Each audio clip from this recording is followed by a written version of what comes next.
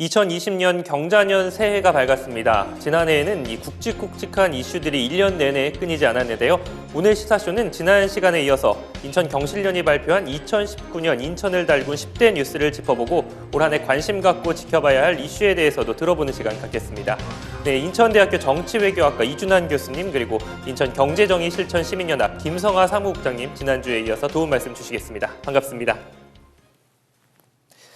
네, 지난 시간에 이 10대 뉴스 6위까지 살펴봤는데요. 계속해서 5위를 보면요. 이 집단 갈등 부추긴 소통 2 가득, 온라인 시민청원 부작용 쏟아져라는 제목입니다. 소통 2 가득은 인천시가 이 청와대 국민신문고를 벤치마킹해서 시민과의 소통을 강화하기 위해 마련한 정책인데요.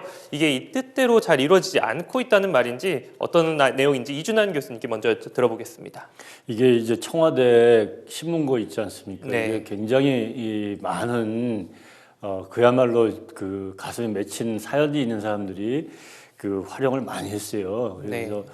우리 이제 시에서도 이런 것을 고안해가지고 지난 2018년 12월 달부터 이거를 시작을 했는데 저는 이게 처음 열 때 야, 우리 시에서 한다 그러면 얼마나 활용이 될까. 청와대는 그래도 이 관심 주목도가 있으니까 이게 이용이 되지만 시 차원에서는 이게 될까라는 생각을 했어요. 실제로 국회에서도 이런 인터넷으로 청원 제도가 있어요. 근데 네. 거의 활용이 안 되기 때문에. 근데 이제 지난 1년 동안 이렇게 보면은 원래 이제 30일 동안에 3,000명 정도의 시민들이 같이 이제 찬성을 하면은 이 시장이나 고위 그 공무원이 영상을 통해서 답을 해준다 했더니 그래도 기대보다 많이 이렇게 올렸고, 그리고 또 직접 시에서 답을 할 정도의 그 뭐랄까 기준을 충족시킨 것이 18건이었다는 네. 그 기록이 있더라고요.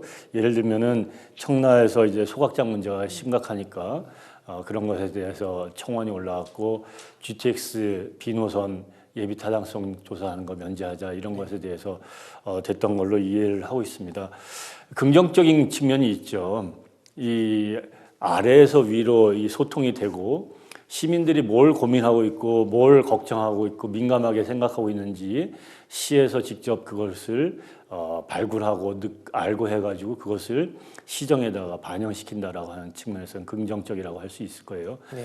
또 동구에서 수소연료 발전소 이런 것은 굉장히 성공적으로 이제 동구에서 지역 구민들끼리 굉장히 갈등이 심했는데 이것을 그렇죠. 공론화시켜가지고 해결하는 수렴해가지고 해결하는 문제까지도 됐기 때문에 굉장히 긍정적이라도 볼 수 있는데 부정적인 측면은 이것이 이제 그 뭐라 그럴까요? 이 사람들 숫자를 동원하고 그 3,000명만 넘으면 되니까, 그리고 또 이것을 지역의 이기주의, 우리 지역의 이로운 이것들을 올리고 그러면 한 동네에서 이로운 거는 다른 동네에는 또 분리할 수가 있지 않습니까? 그렇죠. 그러다 보니까 이게 주로 청라라든지 송도라든지 이런 영종도라든지 신도시에서 사는 주민들이 좀 조직화가 돼가지고 이런 것들을 많이 활용했다는 그런 측면, 그래서 갈등이 좀 빚어졌다라는 생각도 좀 없진 않습니다.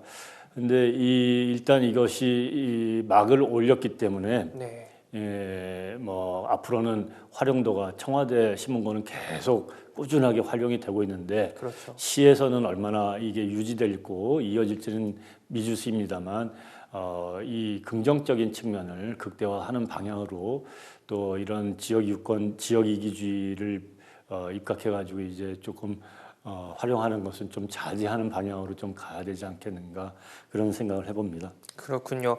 이 김성하 사무국장님께도 한번 질문을 드려보면 사실 이 청와대 국민신문고에도 뭐 굉장히 뭐 심각한 내용, 꼭 우리가 알아야 할 내용도 올라오지만 정말 뭐 사소한 것들도 많이 올라와요. 뭐 인천 이 소통이 가득도 마찬가지인데 이런 이 질문들에 이런 청원에 대해서 이 답변이 충분히 이루어지고 있다고 보시는지.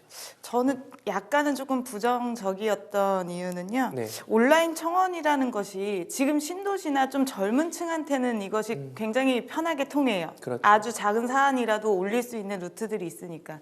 하지만 아직도 원도심, 구도심에 가면 어르신들이 많이 계시고 하다못해 인터넷 가입조차가 조금 힘드신 분들이 무언가 얘기할 것들은 많지만 접촉 자체가 불가능할 경우에는 이 3,000명을 충당할 때 오히려 여론몰이가 돼서 가능한 젊은 층들은 그렇게 해서 편하게 활용을 하지만 어르신들한테는 좀 어렵다라는 생각이 들어서 조금 더 창구를 방식 자체를 방식 자체를 조금 더 쉽고 간편하게 갈 수 있는 건 없나 좀 더 고민은 해야 된다고 봅니다. 그렇군요. 네. 맞는 말씀입니다.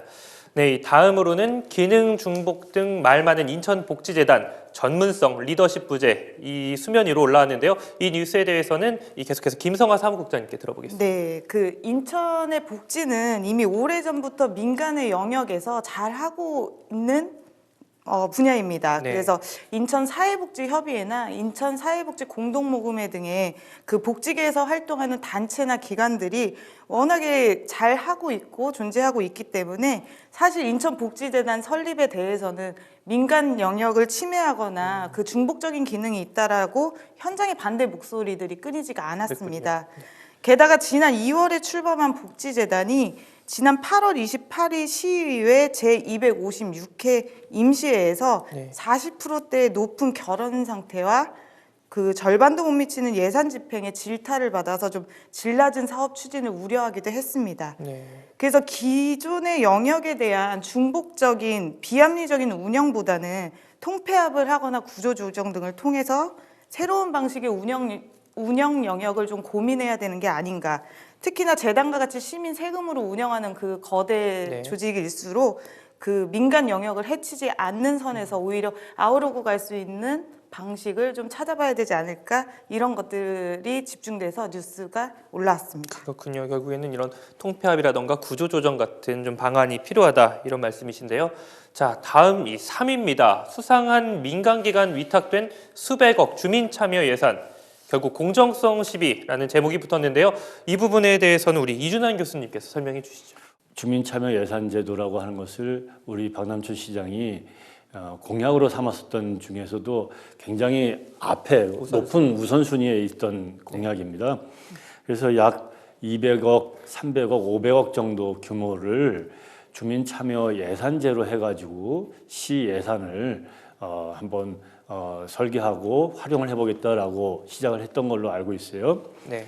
지금까지 뭐 20여 년 동안 지방자치제가 지금 시작된 지 20여 년이 넘어가고 있어서 주민 투표라든지 또 주민 소환제도라든지 주민 청원제도, 아까 이 인터넷으로도 할 수 있는 청원제도가 있고 또 주민 감사제도도 도입되고 있는데 주민 참여 예산제도는 정작 이 굉장히 낮아요. 활용도가 매년 이 예산제도를 주민이 참여해서 하게끔 하지만 일단 예산이라고 하는 전문성이 떨어지기 때문에 이걸 주민들한테 개방을 해도 이게 활발하게 활용이 되지 않았는데 박남춘 시장은 이번에 이것을 그 전문적인 그 심사 과정을 거쳐서 이 단체에다 맡겨가지고 예산을 참여시키겠다라고 했던 거죠. 근데 그 기사에 따르면 심사 과정을 참여했던 사람들이 이 단체에 또 참여하고 있는 거 아니냐, 그래서 이 불공정한 거 아니냐라고 하는 것이 그 기사에 있었던 걸로 기억을 해요. 그래서 지금 지금 이제 시에서도 이런 문제가 중앙 언론에도 이렇게 보도가 됐기 때문에 시에서도 이런 것은 살펴봐야 되는 거고, 또 이런 잡음이 있으면 아무리 대의가 있고 명분이 있었던 좋은 사업이라 하더라도 다시 한번 이렇게 잘 검토도 해보고 평가해가지고 내년에는 그런 잡음이 없게끔 해야 될 과제가 있는 거 아니냐, 이런 생각이 듭니다. 그렇군요. 우리가 이 세금을 혈세라고 하잖아요. 그만큼 정말 귀하다는 뜻인데 500억 원이라면 또 적은 돈도 아니에요. 이 좋은 취지인 만큼 교수님 말씀대로 올바른 방향으로 사업이 추진되기를 바랍니다. 네, 이제 단 2개의 뉴스만을 남겨놓고 있습니다. 지난해 인천을 달군 10대 뉴스 2위는 박남춘 시장 수도권 매립지 해결 직접 나서 이 폐기물 발생지 처리 원칙 강조인데요. 인천시와 경기도가 지난해 발생지 처리 원칙에 합의를 했습니다. 이 이슈는 우리 김성화 사무국장님께 들어보도록 하겠습니다. 네. 일단은 10대 뉴스 중에 박 시장께서 오랫동안 풀리지 않았던 현안 해결을 한 10대 뉴스의 가장 긍정적인 사례로 꼽히고 있습니다. 네. 그 매립지 25년 종료 이후에 사자 합의에 따라 수도권 공동사용 대체 매립지 확보가 시급한데 25년 종료를 얘기하던 환경부가 미온적인 태도를 취하면서 인천의 쓰레기 대란을 우려한 우리 박 시장께서 폐기물 발생지 처리 원칙에 의거 인천시의 자체 매립지 추진을 선언합니다. 네. 경기도지사와도 만나서 우리 동네 쓰레기 우리가 처리하자라는 발생지 처리 원칙을 같이 합의하면서 환경부를 압박한 좋은 사례이기도 합니다. 네. 여기서 폐기물 발생지 처리 원칙은 생활 폐기물의 수집, 운반, 분류, 재활용, 소각, 매립 등의 환경 기초시설 공동 설치에 대한 정책입니다. 결론적으로 매립지 문제는 사자가 협의해야 되는 합의의 그 협상의 안건입니다. 그렇죠. 그래서 지속적인 협의를 통해서 25년 종료와 그리고 자체 매립지 추진 투트랙으로 진행을 해서 성과를 이루면 좋을 현안입니다. 네. 이 부분에 대해서 이게 지금 교수님. 굉장히 중요한 건데 이 김 국장님이 잘 설명을 해주셨어요. 네. 그리고 그 박남춘 시장이 이 시정을 이제 2년 정도 하는 동안에 발생지 처리 원칙이라고 하는 개념을 그 합의를 통해서 확보한 것은 굉장히 중요한 성과라고 생각을 합니다. 네.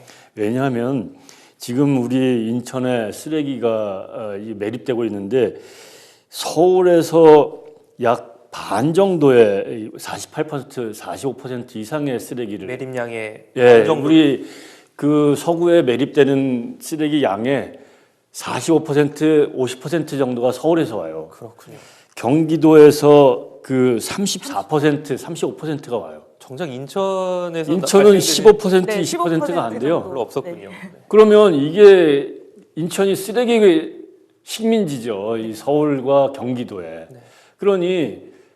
그런데 이걸 또 지분은 우리 인천이 또 적게 가지고 환경부하고 서울시가 갖고 있고. 네. 그러면 이게 우리 인천으로서 굉장히 이거는 식민지죠, 식민지. 저는 그런 표현을 쓰는데 그러면은 발생지에서 알아서 처리해라.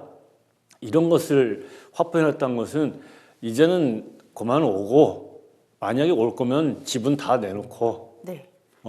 또 처리 비용도 다 내고 그런 것을 할 거 아니면은 경기도 거는 경기도에서 해결하고 서울은 서울에서 알아서 하고 국가는 국가가 다 이런 것들을 중재를 하고 이런 것을 세웠다는 것은 앞으로도 굉장히 중요하고 인천에서도 쓰레기 소각장 문제도 발생지에서 서구만 이게 또 하지 말고 네.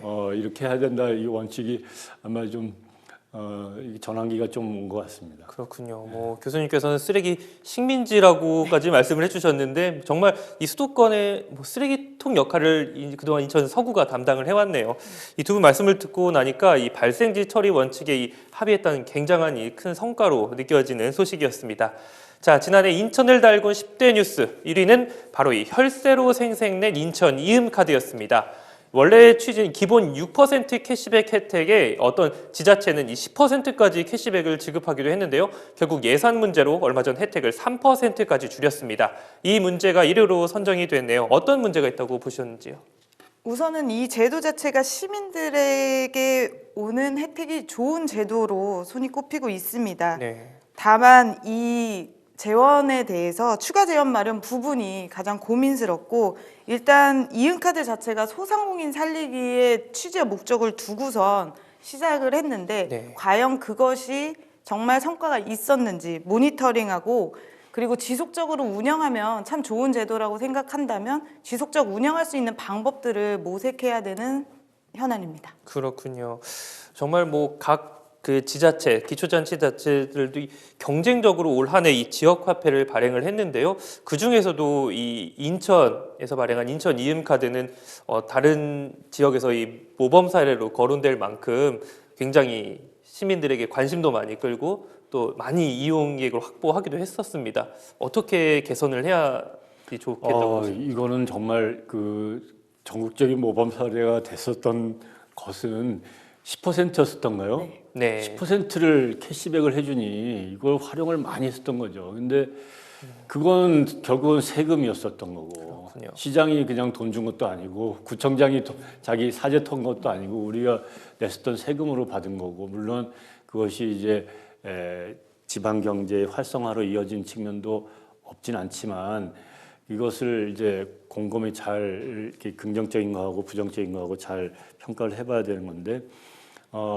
이제 다행히 뭐 이 그 10%가 아니라 뭐 3% 이렇게 낮추면은 활용도가 좀 떨어지겠죠. 그래서 이것을 내년에도 만약에 그 계속 한다라면 이 얼만큼 호응을 유지하느냐 이런 데다가 초점을 두고 정책을 펴야 될 거라고 생각합니다.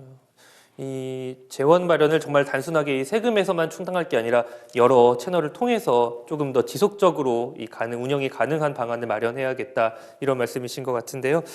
네, 뭐 이렇게 지난해 일어났던 여러 이슈들을 점검해 보면서 올해 관심 갖고 지켜봐야 할 문제들은 어떤 게 있을지도 한번 살펴봐야 할 것 같은데요.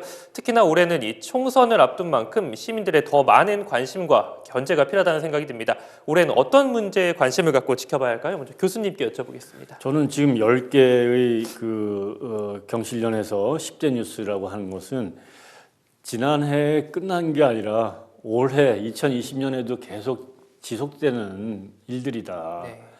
그래서 이 문제들이 지난해로 끝난 게 아니라 이런 문제를 잘 풀어주는 시장 또 국회의원들 이런 것을 잘 평가해서 만약에 잘하는 사람이 있다라면 이번 국회의원 선거에 또 지지를 해주고 아니다 싶은 사람은 교체를 과감하게 해서 이런 10대 뉴스, 10대 과제를 잘 해결해 줄 사람 뽑는 게 이 올해에서는 가장 핵심이 아닌가라는 생각을 합니다. 그렇군요. 김성환 사무국장님께도 한번 들어보겠습니다. 네. 일단 인천경실련에서 10대 뉴스 이 활동을 하다 보니까 현안 위주로 조금 얘기를 말씀드리면 이번 총선에서 좀 관심 있게 봐주셔야 될 것이 수도권 매립지 현안은 사자 협의체와 협상이 관건입니다. 네. 그래서 환경부 압박을 통한 공동 매립지를 확보하는 것과 특히나 인천의 자체 매립지 그 조성에 앞장서야 한다는 것에 염두에 두시고요. 그리고 아까 이준영 교수님 말씀 주신 대로 제2공항철도랑 동남권 신공항 그 현안들이 나왔는데요. 인천공항의 허브공항 지위를 좀 지키려면 제2공항철도가 반드시 필요합니다. 네. 그래서 부산의 동남권 신공항 등이 추가로 건설이 되면 국제 항공 노선이 분산돼서 인천공항의 경쟁력이 추락할 것 같으니 좀 인천 입장에서 좀 생각하는 그 총선의 후보자들이 나왔으면 좋겠고요. 네. 또 하나는 총선은 항상 그렇지만 총선도 그렇고 선거는 색깔을 띠거나 뭐 정당의 입장에서 눈치를 보거나 이런 것들의 논리를 좀 배제를 하면 좋겠고 또 앞서 말한 민간인 체육회장 선거처럼 그 대규모 조직이나 혹은 혈세로 이용하는 그 출자 출연 기관들에서는 그 선거 개입을 좀 자제하셨으면 좋겠습니다. 네, 뭐 여러 말씀 해주셨는데요. 이 새해가 밝았습니다. 이 새해를 맞아서 마지막으로 인천일보 TV 시청자 여러분들께도 한 말씀 해주시죠. 새해도 다들 건강하시고 저는 건강한 사회, 건강한 국가를 건설하려면 인천의 투표율이 높아져야 된다고 생각합니다. 인천의 투표율 낮은 게 뭐 어제 오늘 일이 아닌 걸 다 우리 시청자 여러분 다 아시는데 다행히 2010년대 인천의 투표율이 올라가고 있는 추세예요. 그래서 2020년 총선에서도 인천의 투표율이 올라가고 있다라고 한 걸 좀 보여주는 그런 그 시청자들이 많았으면 좋겠습니다. 네, 잘 들었습니다. 사무국장님. 네. 인천일보가 인천 지역의 대표 언론사잖아요. 그래서 역할을 많이 부탁드리면서도 힘 있는 곳에 치우치지 말고 그리고 오롯이 인천하고 인천 시민들을 위해 정치 중립에 좀 앞장서 주셨으면 좋겠습니다. 네, 잘 들었습니다. 뭐 인천일보 TV도 이 새겨 들어야 할 두 분의 말씀이었는데요. 네, 두 분 말씀 잘 들었습니다. 이번 시간에는 지난해에 이어서 인천 경실련이 발표한 2019년 인천을 달군 10대 뉴스를 살펴보고 또 올해 우리가 어떤 문제에 관심을 갖고 지켜봐야 할지에 대해서도 이야기 나눠봤습니다. 특히 올해는 제21대 국회의원 선거를 앞둔 만큼 시민들이 우리 주변의 현안과 또 여러 국회의원 후보들이 어떤 공약을 갖고 나오는지도 꼼꼼하게 점검해봐야 될 것 같습니다. 그럼 시사쇼 다음 시간에 더 뜨거운 주제 갖고 찾아뵙겠습니다. 고맙습니다.